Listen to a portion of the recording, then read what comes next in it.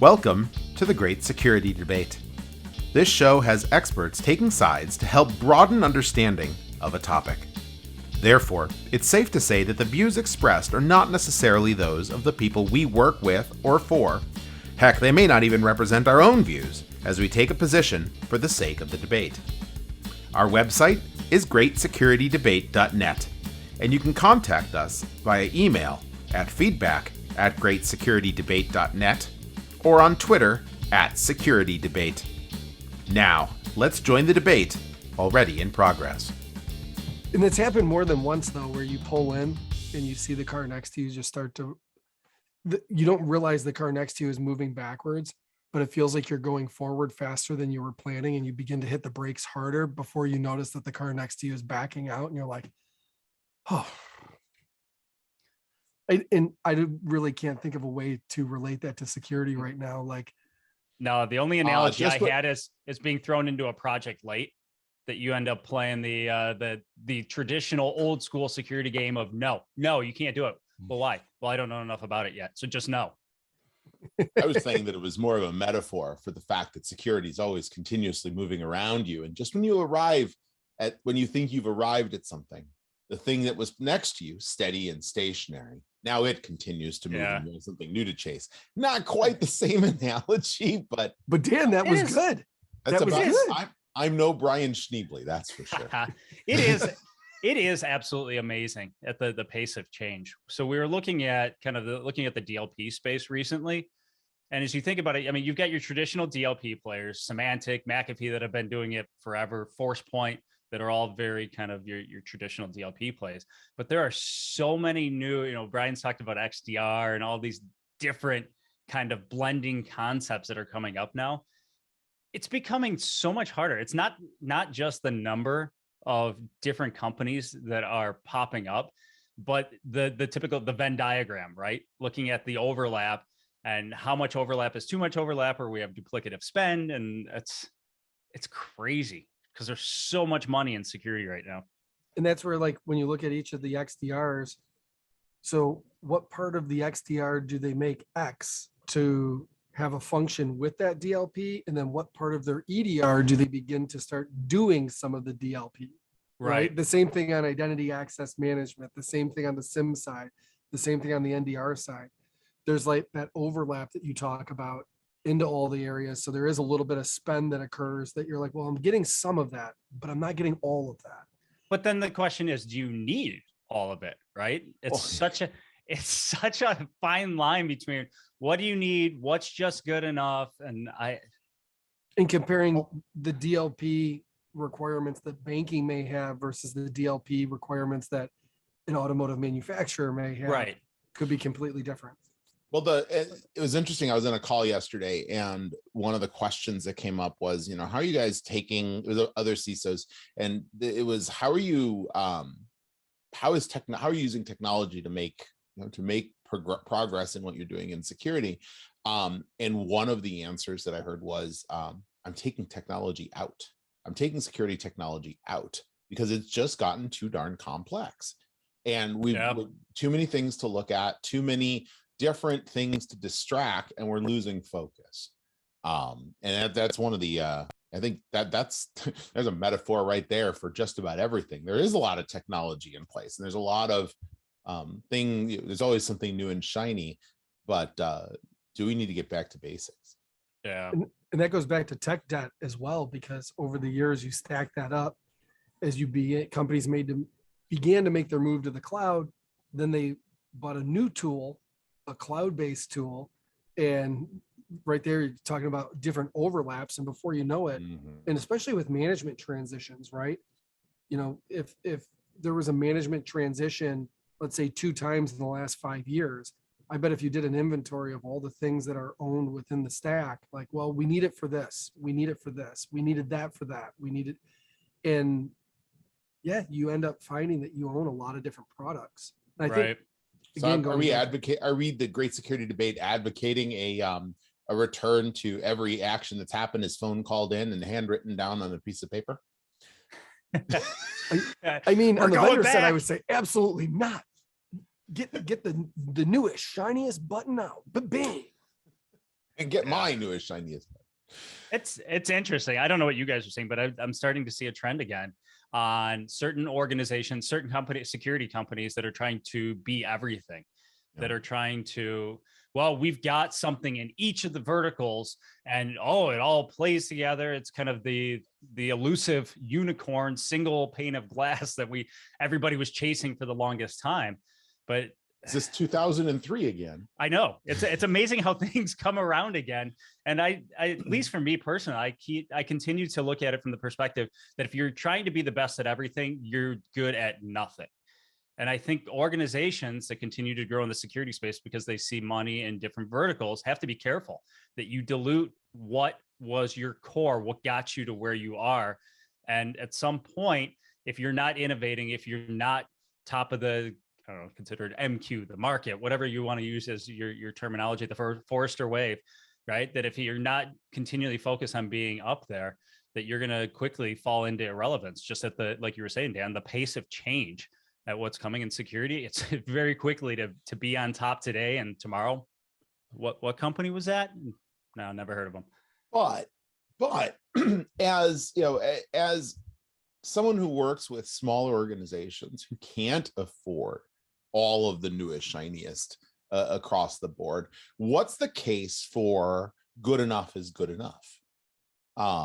You know, and by the way, this is, you know, I'm well on record for best of breed, you know, for advocating for best of breed. But I'll tell you, there's definitely cases where losing your focus and going for all of the best of breed tools in an organization that either isn't ready for that level or can't afford to support all of those. Back to our episode on people and process, put in 95 pieces of tech, but if you don't have the people to run it, I'd rather run one tech stack and run it and learn it really well, one security tech stack, really learn it well and know how it works, even if it doesn't get me upper right quadrant or, you know, the outer belts of Pluto on the you know, whatever shape your analyst report is.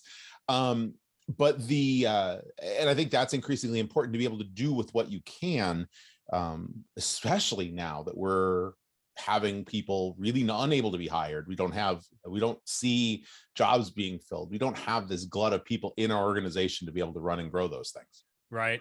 That's going to be interesting. You know, thinking about this from your perspective, Brian, that you sell a phenomenal technology, right? SentinelOne is doing great things, continue to invest, continue to grow and everything. And that's not this a paid episode placement. is not sponsored by SentinelOne. but you think about it, so much of your success is going to be dependent about the organization and how they actually use the tool. And an organization that has the greatest tool but doesn't put the process, doesn't put the people behind it, it ends up atrophying and produces nothing. And then you guys as SentinelOne end up running a big risk that your name could get dragged into a headline for the wrong reason when it actually, in all actuality, had nothing to do with you.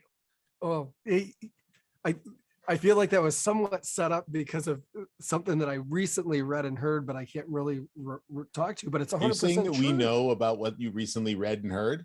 Hey, no, I was like, everything is tracked. We know what you're reading. First, I was like, Eric, brought to you by SentinelOne. No, that's such a great point. And we've talked about that internally too, about, and I want to just say at SentinelOne, amongst friends, amongst colleagues, Eric, me, you, and Dan have talked about it.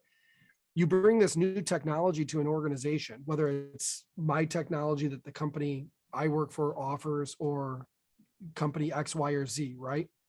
And you put that technology in place. And they really liked what they saw, let's say during a demo and then during a POC, but now you got to roll that out, right? And I thought during the automotive ISAC, when Honda was up there describing their breach that occurred, right? And that they had never planned for everything going down globally. And now how do we even communicate with each other? Like, how do I get somebody, I was so used to communicating with them via this messaging system, I can't even send them this note. And they went back and said, like, once they put an EDR in place, they said it did take some time, 2 or 3 months to get through all the exclusions. But once you work through that and you have that in place, after that, it was maybe 1 a week, right? Based on custom applications we were building or programs that we developed internally, right? He goes, but when you get through, and we've talked about this, small pain, big gain. You get through those small pain points, right? And you learn how to use it. And I can think of something that just recently happened where a company purchased something 3 years ago, 2.5 years ago. And before they implemented, the CISO left the company along with like 25% of their security staff. And they were Ouch. left with the product, right? Couldn't get it implemented. Then you put resources as a company to try to help them with it. But then the new management comes on board and says, well, we're going to put this on hold for X number of months. And 8 months later, they've never actually got it implemented.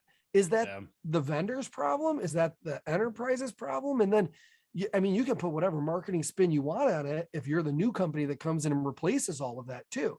But the point there is the new technologies are new technologies. It's not the same thing that you've used before. And I think that's where there's a little bit of onus on the companies that sell the products to make sure they have good training put in place, right? And offer that to the organizations. The other part to that too is as part of the onboarding process to say, hey, why don't we come back and look at this in 3 months just to give them our evaluation of, are you using it correctly? Right. Like, because sometimes, and Eric, you've probably seen this, Dan, you've probably seen this, and this has nothing to do with just my product. Somebody goes to put something in place, and as they're doing it, there's a conflict with something that is in production. So they put an exclusion in place temporarily that they plan to come back. And, they always remember to come back. Yeah, because it's part of their process change. Right. Yeah, but they don't. And 6 months later, you realize that exclusion's allowing, it's not just a little straw, it's a giant straw allowing things through. So I think those are the things that are important because, Dan, you mentioned a certain company is talking about taking all the technology out and going back to people and then working on probably their process next. You put technology in, and although technology can give you speed and can give you hopefully better visibility faster, at the same time, technology can also bypass a ton of stuff if you put rules in place that allow it to do so. Oh, Right. absolutely. Well, and at the risk of replaying what I've now brought up in a couple of podcasts about process, though, but I mean, some of those things are hidden factories, right? We've got to be cognizant of that. That it's very easy that we get into this. Well, we've always done it this way, so therefore we're going to keep doing this way. Well, wait, why? As we look at the change in the game, and I remember this going through multiple implementations as you went from antivirus to EDR and watching that mind shift change, that many companies tried to apply the traditional AV model of I got to have exclusions, don't scan this folder, don't do all of these things, and then tried to apply it to a whole new space without realizing, no, you don't do that in this world, that you start clean. There's so much power. And yes, it requires a lot more work up front to start clean. And, Brian, you were kind of talking about when you go in that you start off that you see a lot of alerts. There's a lot of work that has to be done, but that draws down, right? It's kind of everything, all of these new tools and everything now are, buzzword bingo, AI, ML, it's all learned, right? And it takes time to draw down on the amount of work up front. But once you get through that, you get to a happy new normal. Oh. So, light bulb going off, the clouds just open. You win the lottery. It's all perfect.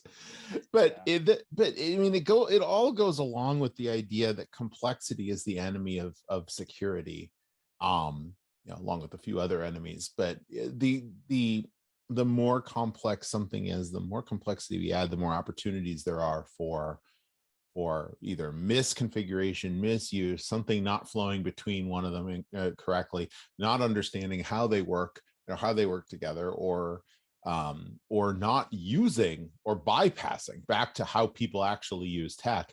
Right. The more complex it is, the more chance they're just going to short circuit around something to get what they want to do to work. But I don't think that's a universal kind of agreed upon methodology. I've seen a lot of companies. Well, it's certainly not in any business book. Go around. No, but you think about it, and I think, Dan, you and I are aligned on this, that security, using simplicity as a guiding factor for security is something that we both believe in, but that's not overly prevalent across the security community. Oh, there's still a lot of organizations out there that think that complexity is at the heart of what we need to do. I remember talking to somebody that they were doing, I think it was a Teams rollout, and they were talking about having multiple DMZs, and then I've got a firewall that goes into here, and then another firewall.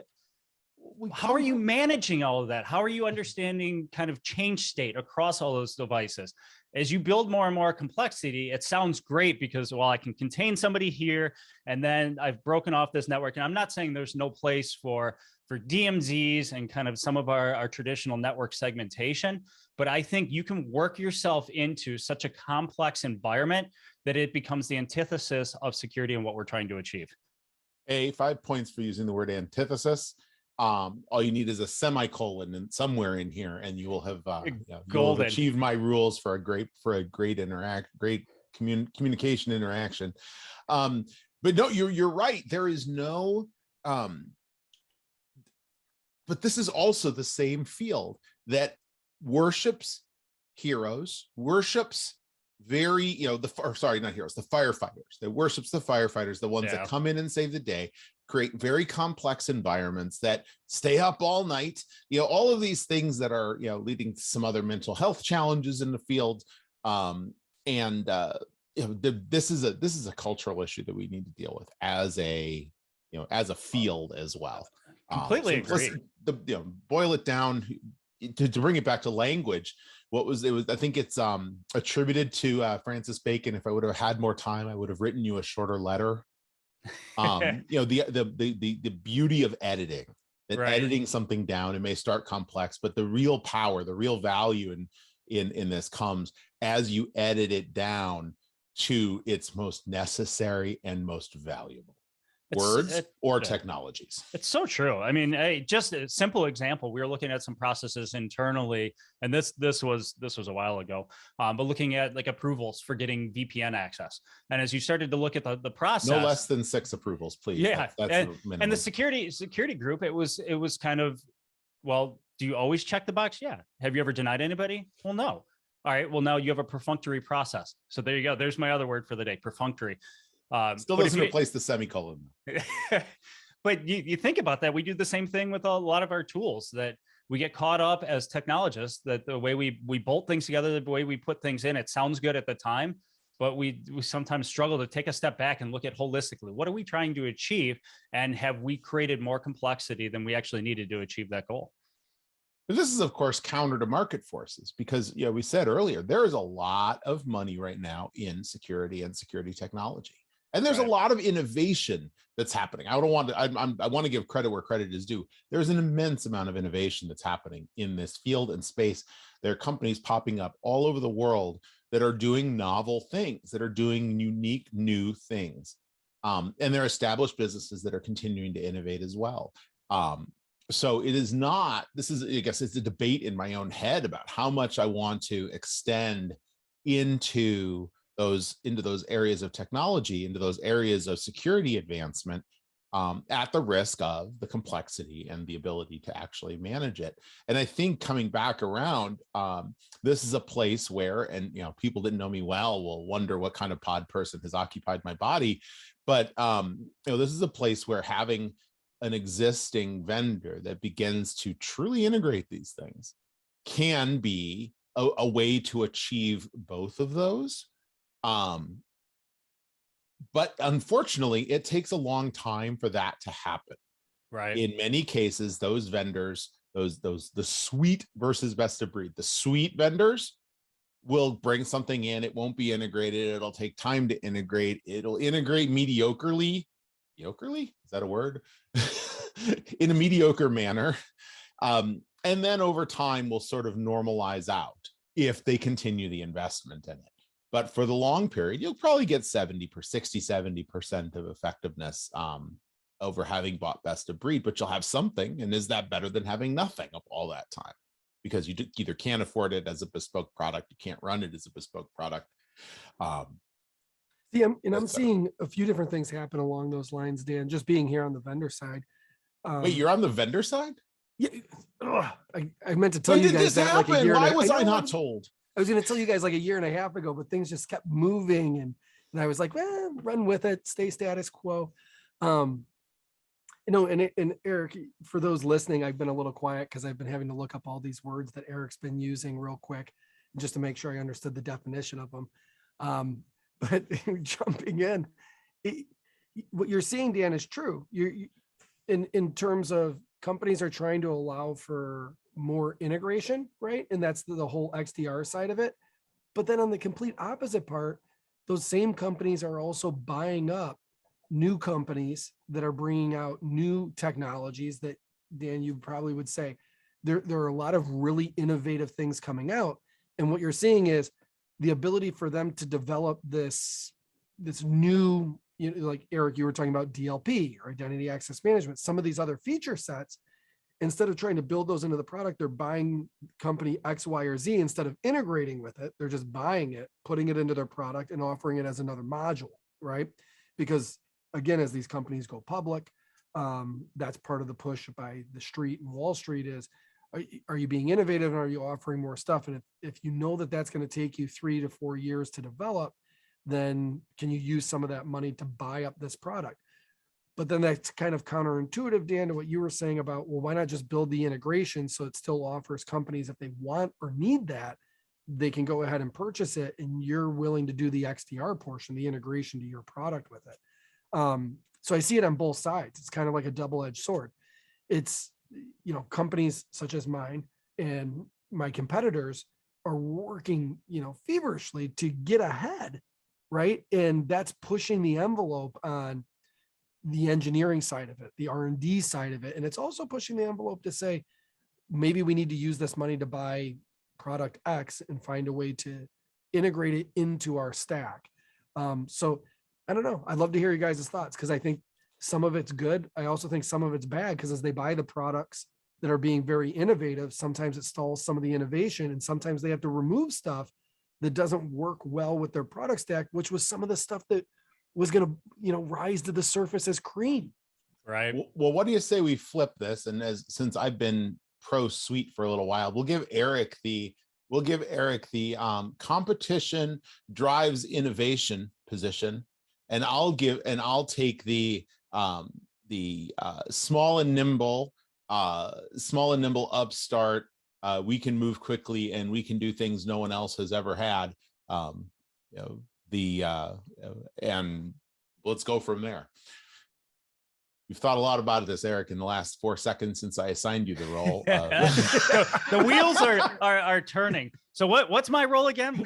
You're the integration. Sorry, you are competition drives innovation, meaning we need competition in order to. I guess that is the same. See, I didn't think through this before I assigned the roles. I gave us both the same role. All right, you take, hey, we're a monolithic company. We can integrate these things better, and they're better held under one moniker. And over time, we will bring them into, we will bring them into one stack. And I will take the competition equals innovation, meaning as the small upstarts, we challenge lots of other companies to drive their own innovation and move the space forward. All right, so I got to defend the big suites. You do. Here we go. I see. I flipped it for a minute. Yeah. No, this is. I mean, it is interesting. I mean, historically, as we look, I think the full suite of products did get a bad name, right? I think as we look back now, granted that a lot of individuals or a lot of companies that use, and I'm going to pick on Symantec and McAfee again, that if you look at their full suite, there was a lot of big believers that loved everything they had. And for the most part, I think a lot of the integration was good. Now you pick on Cisco, which is probably another one historically that bought up a lot of great products, but the integration didn't happen. Now, granted, way better today than they once were. And as continuing on that, as I look at what Cisco is actually being able to produce with some of their products, the integration, the overarching screen that pulls it all together, the visibility across all of their different segments is pretty solid. And if you think about it from an organizational standpoint, that if I don't have a lot of products in these spaces, if I don't have a big team that can build and innovate and build the dashboards and pull it all together, so if you don't have the capacity to be an integrator, it is very compelling that I may not get the best in any one given vertical, but holistically, as they all work together, they work together well. Look at Microsoft, right? Now we can debate on our feelings on within each vertical and how they stack up. But what I will give Michigan. Well, we Go hadn't Blue. mentioned Michigan Go. yet this episode, so there you go. I was like, There you Eric, go. you must have a lot on your mind tonight with this big game approach. Anything else you'd like to talk about? Well, the big game, it's all integrated, all no. So, but as we look at Microsoft, that I think if you pick any one of their products, you're like, all right, it's just okay. The compelling force there is if you go all in across their suite and the way they all play together. There is a compelling story for that. And as you look at up and coming companies that are still building out security teams and platforms, it's a compelling platform that I don't have to go out and find all of these products and then find a way to bring it together. It's already done for me.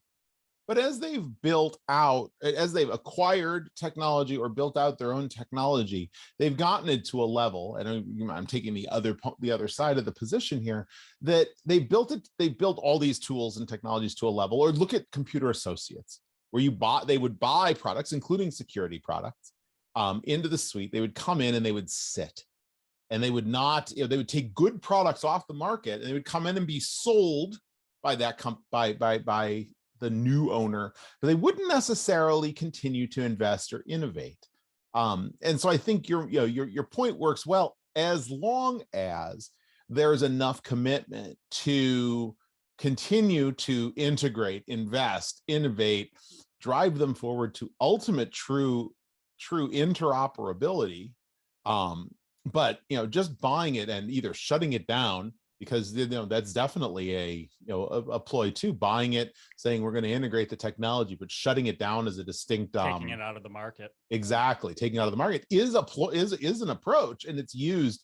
And I think that harms innovation, because now there's nobody chomping at their heels in order to keep both companies driving forward. I really do believe that competition is what drives innovation. Just look at Apple and Google on the mobile phone front.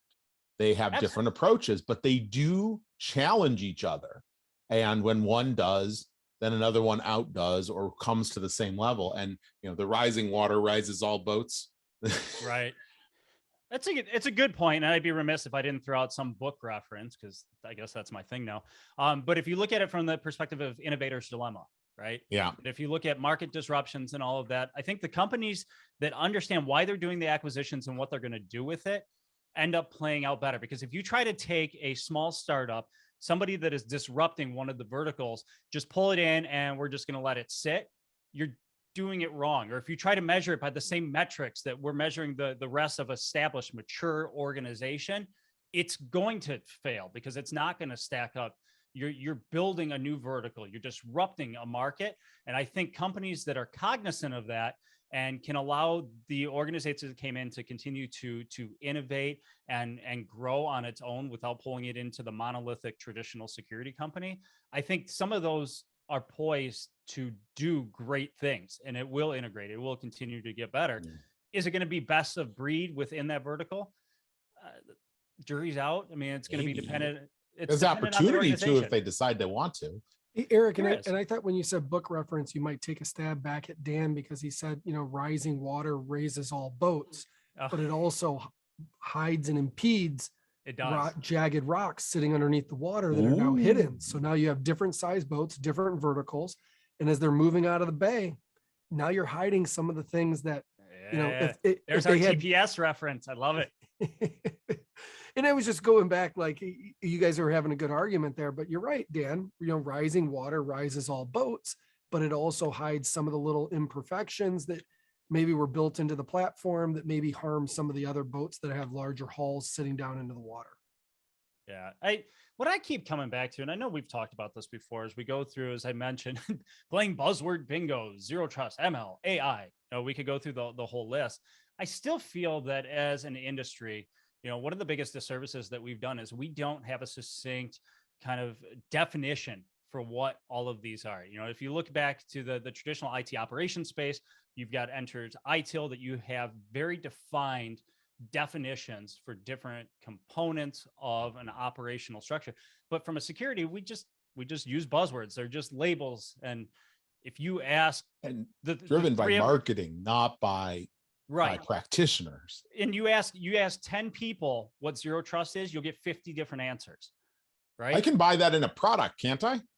If I buy this product, will I be zero trust? Is this zero trust certified? Is there a stamp for that? I used the plug-in module to my OBD2 port from Progressive. Did that mean I hashtag? You ever see those ads? The how not to be your parents ads, Progressive Insurance. Guys, Right. Zero Trust is actually a bundled combo you get at Taco Bell. Oh, the number 0. Nice. No, but I do like the conversation. I also thought, Eric, your small reference to Michigan was going towards Michigan football. And I think this goes back to some of the stuff we were talking about. Does defense win championships if offense is scoring points? You know, because here you have Iowa that plays a really good defense, has great defensive posture. They put a firewall up in front that is tough to get by. They're going to plan to take down that running back. You want to call him your pen tester, whoever he is, who's going to try to poke holes in the line. They're tough to get by. They're also difficult to throw on, but I wouldn't say impossible to throw on. So you can probably throw some lateral movement in there. But you know, give me your take on security in this football game. That's interesting. Is you now forcing me into the Brian Schneebly spot to do an analogy that bring it back to security. But I like where you're heading there, because you think about it in the context. We've talked about this in the castle and the moat and all of that before. That the castle walls and all that to protect the crown jewels were great, but then you had the advent of a helicopter, and I just flew right over and landed right in the middle, so it doesn't matter. It's the same thing with the football line, right? Your O line is protecting your quarterback. You've got the defensive line protecting against the run, which you want to call them your firewall, just trying to push through it. But what are you doing to prevent that throw over center? Right? Do you have that warm, squishy internal network and just being able to move around? What's your secondary look like? And we've now gone full football. And for our non-US viewers, we are not referring to football. We are referring to hand egg, American football. Yeah. Because you don't use your hands in it. and the other part of that too is, so like you look at, if you want to call it the next gen, right? Like you're seeing some of these next gen quarterbacks, right, that run and throw, you know, spread offense, etc. What I see in the University of Michigan, Iowa football game is kind of the back to basics, right? This is kind of that power football smash mouth. We're going to go ahead and see if we can find some holes in your defense and try to push through. And I was taking this, Dan, a little bit back to what you said when we first started, which was, I'm going to remove all technology and put it back on the people, right? Oh yeah. Yeah. In you know, handwritten little scribbles, right? And you see, like, on the sidelines, these guys are holding up 3 different signs, moving hand signals back and forth, and the quarterback's keying in on one thing. But I think this game is just going to be smash mouth right up front, old school defense, offense, kind of football, like old school security. And when this episode lands on Monday morning at 9 a.m., the game will have been played, and either Ann Arbor will be in flames or Brian Schneebly will be proven wrong. No, everything you've said, it applies to, regardless of the outcome, and is just indicative of Big Ten football, which is one of the reasons we love it. But I think it is a great analogy for what it is we're trying to do. There's coordination, there's concentration, there's defense. Defense is as much a key as offense, which can't be said necessarily for other conferences across college football, where offense is key. Let's double click on something real quick. So as you think about, you kind of started off, Dan, and Brian just brought it up again. You were talking about, I'm pulling technology out. I'm getting rid of technology, right? From a practitioner, from a leadership standpoint, then how do you look at contract management with a space that is moving so quick, right? So traditionally, we've looked at this. We were willing to sign 3-year agreements, maybe depending on the use case, further agreement, 5 years out or something, because there was an idea of savings because I'm signing up further out in the future. Is that going away now? And are you starting to go to more 1-year terms, month to month? What's that look like? Yeah, yes, absolutely. In fact, there's a trend in agile organizations, and that's capital A agile, that are also looking at security investment in sprints, in much smaller chunks than even a year. Yeah, it's looking at what do we need for the next 6 months? What do we need for the next 2 months? What do we need for the next month? And doing investment in the same way. And, and rebaselining their investments on a weekly, monthly basis, based on the needs of that day, based on the attack postures. It lets them move and adjust and be agile along with the threat profiles that they're seeing. It's an interesting, you take it down to the 1 week model and you get I know I get very squirrely about, well, how can I actually do anything that fast? But if you take it out of the 3 year, 5 year, or even 1 year and say, let's look at this quarterly. Let's not put a budget together for a full year. Let's put a budget together for the next 3 months and say, what do we need for the next 3 months? What do we want to operate on for the next 3 months? And we reevaluate. It's a constantly reevaluating. It's continuous improvement. It's constantly, continuous improvement plus continuous integration. You are continuously reevaluating what you need and doing micro investments in that time, without being held to a number that you decided the September before, 15 months later, that what you're going to need then. Right. And this is very counter to what the financial planners are interested in. But it has, if you keep it within an epsilon, you say, we're going to keep it within one standard deviation of a baseline number, but realize we're not going to manage to a single, down to the penny. That seems to have been a decent middle ground. Right. I was just going to throw out there real quick. It's very similar to what Michigan State football did this last year, which was go out and make some very short-term investments in the transfer portal. 10-year investments? No. That was a giant CIO award handed out for 1 year accomplishments. So we'll see how that works.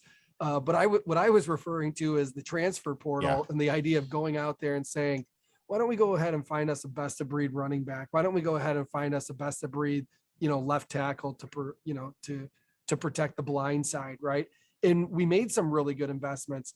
At the same time, I'd say some of the investments we made in our defensive secondary were probably some of the worst experiments we ever did, in terms of we hit the transfer portal, got someone from Alabama and Florida, and our secondary pretty much got torched all year. But was that people or was that process, right? But again, I thought I'd bring it back to football there. Those were very agile. small. But, it truly is agile because the attempt was made, an approach was made, a decision was made, long-term commitments were not necessarily made. And once it was realized that it wasn't working, it can be pulled back without having to undo 5 years worth of committed investment and just nuke all of that. Yeah. You go in with expectations. Security is continuously changing. And it's a great analogy. Well done, Brian. I was going to say, you're going to see a lot more of that in college football with the way the rules are now, where you don't have to transfer in and sit out a year before you can play, right? So it makes it really interesting on the football side. And then again, on the security side, I think COVID started a little bit of this where companies said, I'm not willing to make the 3-year investment on this project just from a budgetary standpoint. Can we do 1 year, right? And then that allowed them to do an evaluation. If the company wants to come back and says, I really like where your product sits, I want to go for maybe a longer term. If you can give me some incentives, great. But it also allowed them in that 1 year to look at it and say, here's the things I liked and didn't like. This additional module you gave me over here, we found totally useless, and everything you promised, et cetera. And I'm just throwing that out as an example. No, and I think looking at it from an agility standpoint, I love the phrase, don't let perfect get in the way of good, right? Because I think far too long that we've looked at it, well, we need a product in this space, we need these accomplishments, and we've gone into analysis paralysis, and we end up making no decision, which is far worse than making the wrong decision, realizing it, and pivoting. Right. I think we need to be cognizant of that there are no perfect decisions within security. There's trial and error, and we've got to put ourselves in a position that we can continually fail, but fail fast in a contained manner. I'm not talking about just, we're going to leave the front door open. Let's see what happens. Right. But we've got to be cognizant of that. But there's also an interesting, and I will post this as well in the show notes. To bring this back to the sports analogy, just this year, actually just a few weeks ago, Scott Boras, who's a super agent to a sports super agent, on the days of the owners meetings, the MLB owners meetings or GMs meetings, made a comment about the state of Major League Baseball as it relates to the model that Brian just described, where you the season, and I think if you think in American football, NFL, it's what the Rams are doing right now by picking up very key players in order to, they're burning everything in order to win one battle, 1 year. It's not about long-term sustainability. So if you take that analogy and you do a lot of investment, short-term investment to make one accomplishment, we don't have the luxury of then going, great, we won a Super Bowl or we won a national championship, and next year people will expect us to be in a rebuilding year. As security professionals, we can't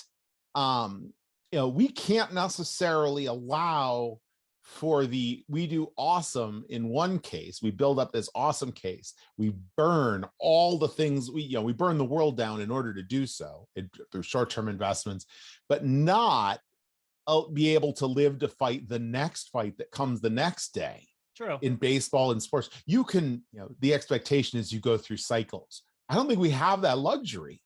Right. I almost wonder, and I'm just playing around out loud though, if there isn't a market for kind of an abstraction layer with organizations, right? That if you think about it, if you think about all the different places that if you're looking at the verticals that I want to do something in the DLP space, I want to do something in the EDR front, you pick your terminology, that you start having companies that move into well, what we're going to do is we're going to negotiate on objectives. What are you trying to achieve? And then it becomes an abstraction layer for the technology, that I stop caring about who the technology is on the back end. It's all about the objectives I'm trying to achieve as an organization, and allowing them to play the integrator, the organization that switches out for best of breed, or it could be all one. That's their problem. I care about my objectives. Yeah. And Eric, part of that, and I look at this going to the super agent here, is partly on the reseller part of it. If the reseller relationship with the vendors was completely transparent, meaning there's no, I got to be careful what I say here, but there's no double reward here, meaning reward for the reseller as well as reward for the customer. If the customer put together what their objectives were, and the reseller helps say, okay, here's what your objectives are. Here are the companies we've evaluated. Here's the ones that help meet those objectives and the ones that do not, rather than here are the ones that we recommend because we make more money selling them to you, or here are the ones we recommend because, we get an extra reward. I think there's, I say this coming from an automotive background, because you saw some of that with, 40 years ago when they had, if you want to call it resellers, but they were, what was the name that was used?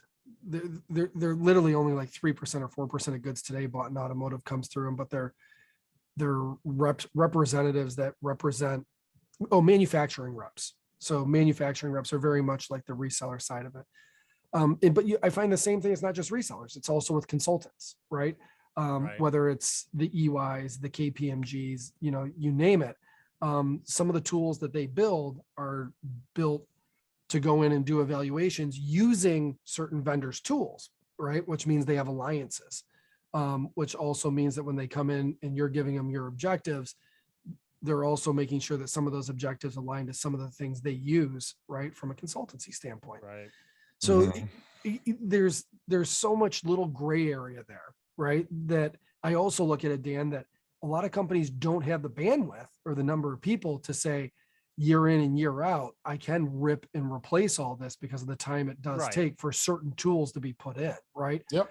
And specifically going to the tool I sell, EDR, the number of exclusions that a larger company would have to be put in because they write all their own applications. It's like, man, that took us a few months to do, right? That small pain for long-term gain. Do we really want to do it? You should just sell easier products. Well played. See, it's easy for me to say that, right? Yeah. And Dan, Eric, flipping this back to football. was bringing in Kenneth Walker good for Michigan State University? Because now if I'm a running back coming out of high school and Michigan State's going to give me a shot, what's to say they're not going to go ahead and sign the next 1 year guy, which they Right. just did with Yep. Wisconsin's running back, right? It's like, I don't know if they're going to have the commitment to me for 4 years because they like the 1 year commitment. So this is, I think as you look at VARs and consultants, you got to tease apart the people and the organization, right? We've got to look at that from two different lenses. Because from my perspective, purely my perspective, I think being beholden to organizations is a short-term game that you end up losing in the long run. The organizations are not what are going to help you and move the needle, because right, what you're saying, Brian, on that you struggle at some point to tease apart that, are you selling this because that's your highest margin? Is there a kickback on the back? What's the incentive behind it? But I think as you start to partner with people, then you understand motivations. And specifically, as we look at the security space, we all know individuals that are resellers, that are consultants, and they do it because they have a passion. Because they have a passion for helping organizations get better than they are today. I mean, look at what Dan's doing from a fractional CISO perspective. It's not Socratic that you're getting behind, it's Dan, because Dan has a reputation of the passion on trying to make collectively everybody better. And I think that's what we got to focus on.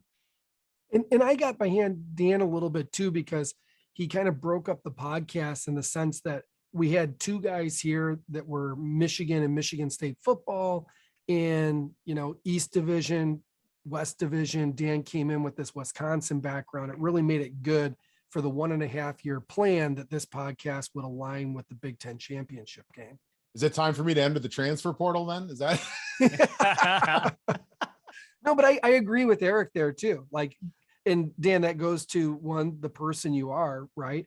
And I think, we kind of talked about this in messaging earlier in the week, right? That when you have someone that's considered a thought leader in the space, right? And this goes back to awards that are handed out, right? And since I've been in the security space, I'm blown away with the awards that are given out every year to the number of CISOs just in the state of Michigan alone. It made me realize that there's a lot of awards that can be won, right? But if the groups that are handing out the awards looked at also, who's looked at as a thought leader in the space, like Dan, I would want you on my panel any day of the week to go up, because you would challenge the other people on there and their thoughts, not just around security, but also privacy, which is becoming not just a major conversation, but one that's overlooked when corporations are making some of their decisions. Well, thank you both. You're both very kind. I appreciate it. But no, and it's an interesting, the world we live in from a security perspective continues to change, and the tightness that comes with the tight closeness that has to come with the technology or parts of the organization, and the parts that have traditionally been where the money is made in an organization is coming together in ways that it never has before. Privacy as well. Privacy and security are on a collision course. Security and compliance on a collision course. All of these things make the complexity of what needs to be done that much greater, more things to think about, which, to bring this back around to where we started all this around, the best of breed versus the niche player, the best of breed versus the suite.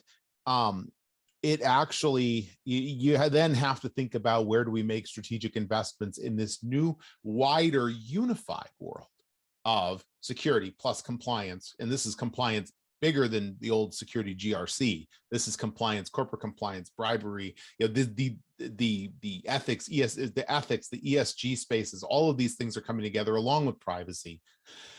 We now have to think about even wider the technology to be able to defend those areas, because companies are managed to that, not just by their customers, but also by their investors and by the street.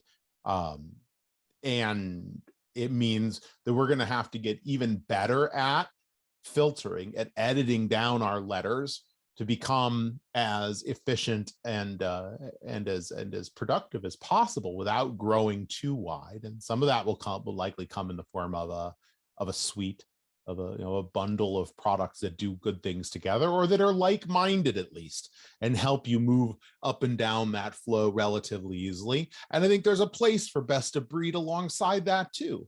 So the answer is, wait for it, it depends. It's been a while since I've wheeled it out, but there it is. It really does depend. It depends on your situation. It depends on your staffing. It depends on the market you're in. It depends on your attack surface. It depends on the threat model that you are facing. It depends on the type of information that you're housing. It depends on how aggressive your investors are looking for return on investment versus long-term sustainability of a product set, which goes beyond just revenue. All of these things factor into the decisions you'll make when it comes to both the technology and the process. But keep it simple, stupid is not a bad way to start about it. And yes, it will organically grow complex, but every few years, look back, or every amount of period, maybe it's a year, maybe it's every 6 months if you can afford the time to do so. Look back and say, what can I edit out of this letter to make it even better? Right. And you have to see that through the lens that if you are replacing technologies, yesterday's decisions may not be right for today, and there's nothing wrong with that. That's not that you necessarily made a wrong decision in the past. The space, it changes so rapidly. Organizations, I mean, as we all talk about the digitization of our organizations, they are changing rapidly. That's not just unique to the security space. And as organizations change, what you need, the objectives, what you're trying to achieve are going to continue to evolve with that. So you have to be, and that's the kind of the Kaizen approach, right? Continual improvement. You're continually challenging what you did before to make sure that it's right for tomorrow. And just to bring it back to football, when you look at a full season, right? And you go through each game that's played, right? Whether you're going up against Iowa today, you were going up against Ohio State before. Every single one of those. Wait, games, hold on. I need to interrupt because I didn't go. I'm not going against Iowa today, or Michigan, or Ohio State last week. Sorry, you said you, not me. I know. Nobody can see. I was looking down at. I shouldn't say looking down. I was looking at Eric. Just like a State fan, you would say you're looking down at. No. It was the way the video. Oh man, this one took a turn. All right, little brother. So for everyone listening, every weekend there's a new game to be played, right? And there's new challenges. Some of them are going to have a better running back situation. Some of them are going to air the ball out, which everyone thought Ohio State was going to do to U of M, right? But they kept the game in front of them. There's different challenges in each game that you prepare for each week that you go up against, right? So you could look at that as when you look at your tool sets and the things you're using, there's things that you focus on for different adversaries that are completely different. My question to you guys is, after this weekend, when you look at down the road, should it occur, can anybody defeat the University of Georgia? Being that this will post after a major set of the Alabama Georgia is a big that one will be hard to predict. But I think on any given Saturday, not any given Sunday in this case, on any given Saturday, anything can happen. And that's why you play the game. That's why we play the game. That's why we're in the field we're in. There's no guaranteed outcome. There's no, there's no guarantee that the attackers will always win. That the adversaries will always be victorious. There's no guarantee that we will always be victorious. In fact, you can guarantee we won't always be victorious, but we will be sometimes too. To quote and sorry, I had to bring that back around to security. Well, to quote a Marshall Goldsmith book, what got you here won't get you there. Right. Yeah. If you go in with the mindset that we're going to continue our game plan, we're going to continue doing the same thing, and that's just going to win every game, then the answer is no, nobody's going to beat them. Right. But if you go in with a different mindset and realize that the decisions, what I did yesterday, that we have to adapt, we have to grow, we have to change for what's coming tomorrow, then anybody's beatable. No, love it. Thank you guys. And I wasn't going to say that I necessarily had an opinion on that, but Dan, when you said anything could happen on any given Saturday, it's who decides to show up that day, right? And it depends on the people, right? And there's a different level of grit, and you can have all the technology in the world, But the people that show up to play the game and those that practice really hard at their skill set, right, are going to become or be victorious, right? It's mind over matter. And that is why we play the game. No. And on that note, we've come to the end of another great security debate. Thanks, Eric. Thanks, Brian. Fun debate again, as always. And thanks to you for listening. We really appreciate you being here. We also appreciate your feedback. Please feel free to drop a comment if you're on the YouTube. Yes, we have a YouTube. Go check it out. Great Security Debate. Watch it. Leave a comment. Leave a question. We take a look there, and we use those to fuel future shows and improve the shows. You can also email us feedback@greatsecurity-debate.net. You can find us on our website, www.greatsecurity-debate.net, or on Twitter @SecurityDebate. Thanks for joining us, and we'll see you again on the next Great Security Debate.